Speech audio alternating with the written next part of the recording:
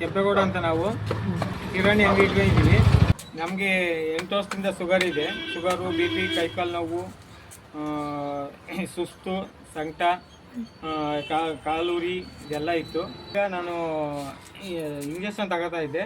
ಇಷ್ಟೊಂದು ಮೆಡಿಸಿನ್ ಎಲ್ಲ ಬೇರೆ ಕಡೆ ಎಲ್ಲ ತಗೊಂಡೆ. ಆದರೆ ಈಗ ನನಗೆ ಆಗಿರಲಿಲ್ಲ. ನಮಗೆ ಇಲ್ಲಿ ಒಬ್ಬರು ಪರಿಚಯ ಇದ್ದರು, ಅಂಗಡಿಗೆ ಬರ್ತಾಯಿದ್ರು. ಅವರು ನನ್ನ ಇದು ಚೆನ್ನಾಗಿದೆ, ಒಂದ್ಸಾರಿ ಟ್ರೈ ಮಾಡಿ ಅಂತ ಹೇಳಿದ್ರು. ಆ ಉದ್ದೇಶಕ್ಕೋಸ್ಕರ ನಾನು ತಗೊಂಡೆ. ಆಯುರ್ವೇದ ಸಂಜೀವಿನಿ ಅದೇ ನೇರಳೆ ಬೀಜದಿಂದ ಮಾಡಿರೋದು. ಇದು ಚೆನ್ನಾಗಿದೆ, ಟ್ರೈ ಮಾಡಿ ನೋಡಿ ಅಂತಂದರು. ಅದರಿಂದ ನಾನು ಟ್ರೈ ಮಾಡಿದೆ. ಇಲ್ಲ, ಕಂಟ್ರೋಲ್ ಆಗಿದೆ. ಇದು 3 ತಿಂಗಳಿಂದ ಮಾಡಿದ್ದೆ. ನನಗೆ ಸ್ವಲ್ಪ ಕಂಟ್ರೋಲ್ ಬಂದಿದೆ. ಇದು ಸುಮಾರು ನಾನು ದುಡ್ಡು ಖರ್ಚು ಮಾಡಿದ್ದೆ. ಇದು ಮೊದಲೇ ಸಿಕ್ಕಿದ್ರೆ ನನಗೆ ಎಷ್ಟೋ ಹೆಲ್ಪ್ ಆಗ್ತಾಯಿತ್ತು. ಅದು ಅಂತೆ ದುಬಾರಿ ಏನಿಲ್ಲ, ತಗೋಬೋದು, ಚೆನ್ನಾಗಿದೆ.